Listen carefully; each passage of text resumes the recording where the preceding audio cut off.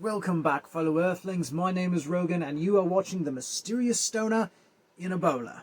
We left off where I had just met quite a wonderful woman who just so happened to be a witch, amongst other things. A witch, a mother to two children, and she had a lot of baggage, but that didn't bother me.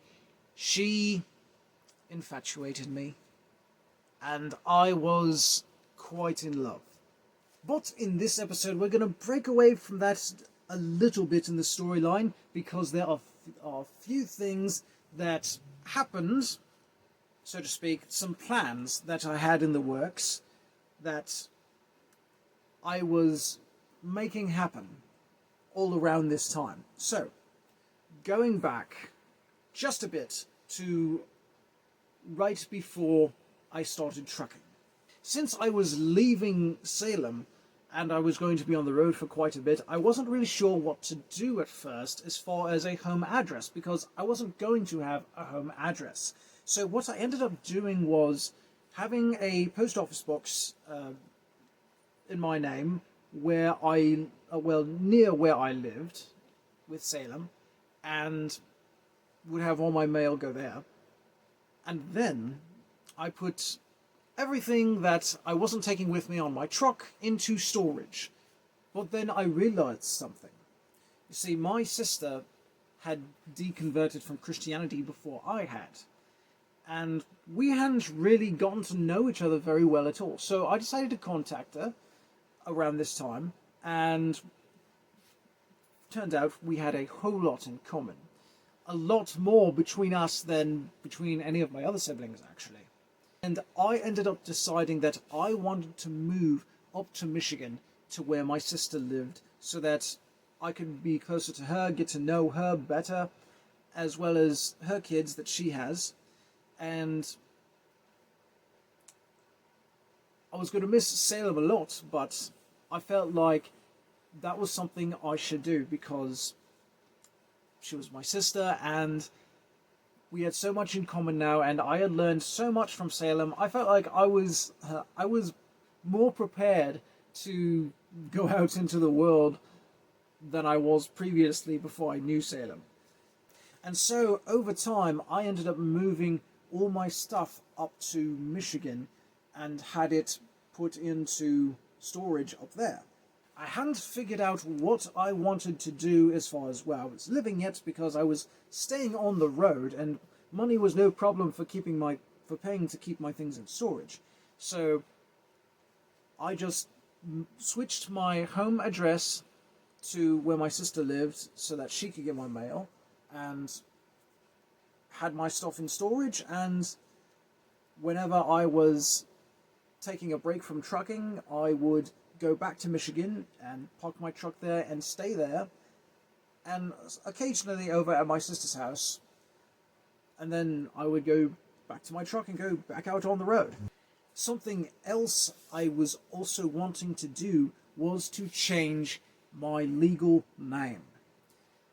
The reason I wanted to do this was, to put it quite simply, I always hated my original name.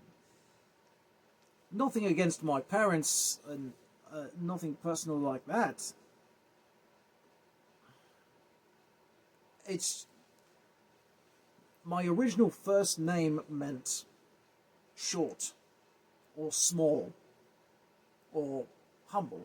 Humble wasn't so bad, but the main meaning that it was short. I'm a tall person,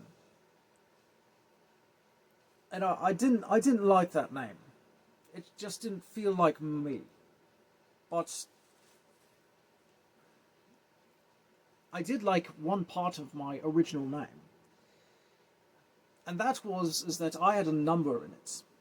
Turns out I was the only one with my name that had a number at all, because the line of people that I was named after wasn't, well, they skipped a generation, and I was the only one with a number. And I thought that was alright. I thought that was pretty cool. That made me unique from the others.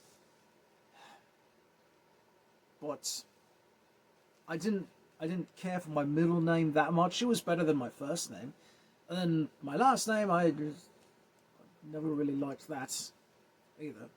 An even bigger reason I wanted to change my name was because I had changed myself. I was no longer the same person. My mind was altering. I felt like I was maturing and evolving as an individual, and I was learning to overcome struggles that being sheltered and homeschooled and raised the way I was had placed on me. It's made life more difficult for me than it is for most people. But I've been learning to overcome it and to not let it control me nearly as much as it used to, and learning to make it my advantage instead of my disadvantage.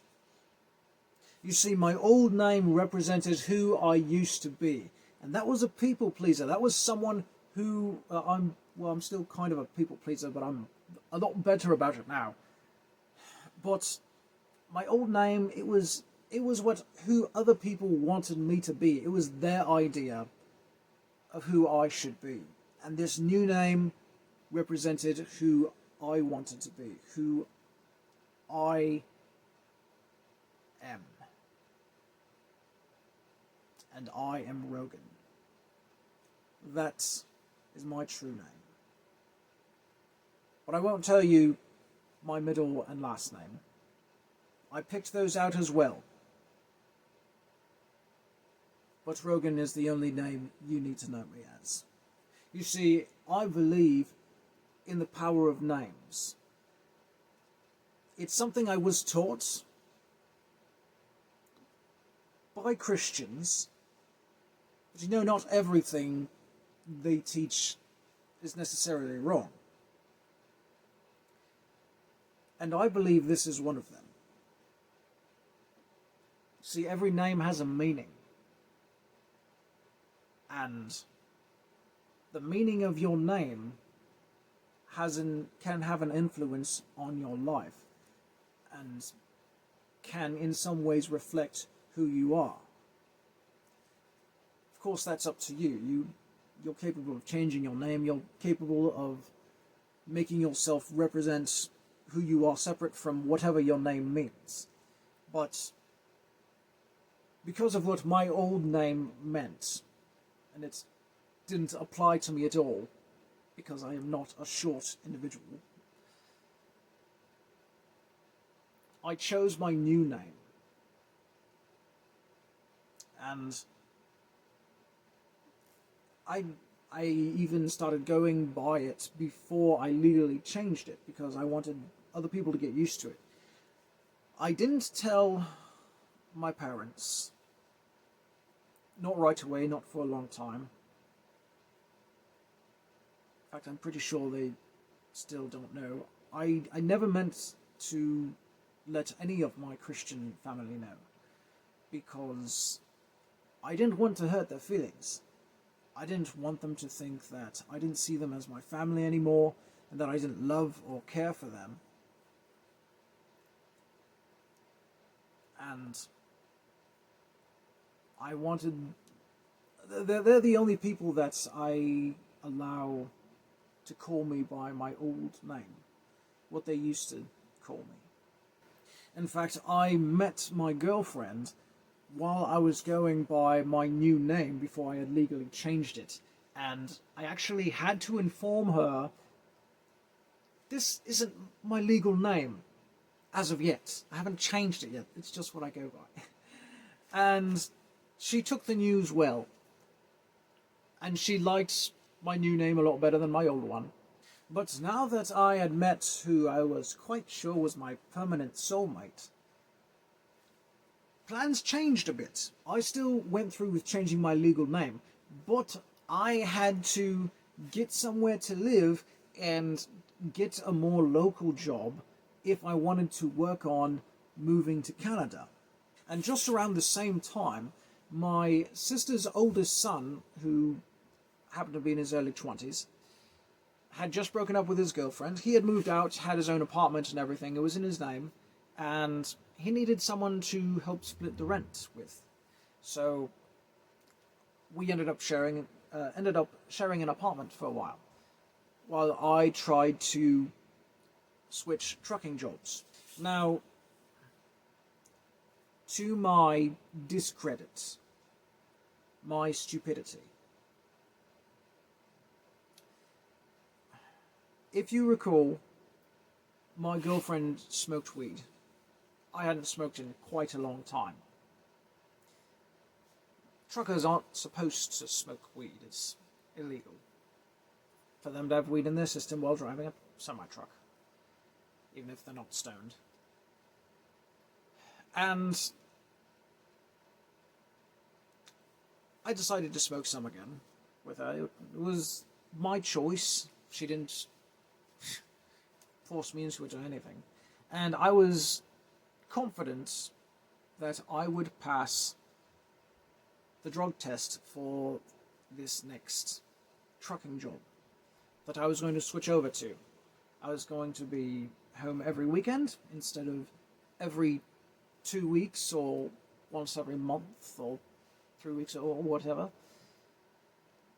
And I would have time to go see my girlfriend more often, and I would still be making good money, and I could work on moving to Canada. And my sister's oldest son happened to be a nerd like myself, so we get along super awesome. So everything was going great. And I was quite confident things would work out. But I failed that drug test. And that was,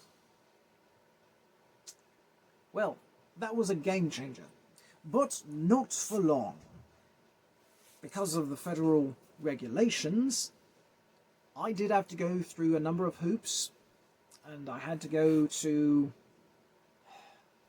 I had to see a doctor, I had to take more piss tests, I had to go to an AA meeting, Alcoholics Anonymous, because that was the only thing available. Would have been, I guess, what's the alternative? Drug Addicts Anonymous? I don't know. For weed. I went through the courses and everything, did what I was supposed to do, and I did manage to actually find another trucking job, and a local one, who just so happened to need drivers. And they paid the most per hour I had ever made before. And I worked roughly 50 to 60 hours per week, driving locally around Michigan, delivering parts here and there for the big, well, most of it was for the big motor vehicle companies. I was driving a box truck at the time. And things were looking pretty good all around. But things do like to change.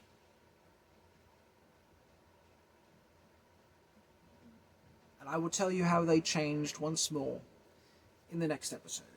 And speaking of which, the next episode also happens to be the last episode of this entire series. What follows will be a couple more episodes by themselves, and then afterwards a new series will begin. What that series will be and what those filler episodes will be about will be announced at the end of the last episode of this series. So make sure to hit the notification bell, subscribe, like this video and share it. I mean, if you've made it this far, you may as well see what else there is that this crazy individual could possibly have to say and to offer. Stay safe, my friends, and until next time, farewell.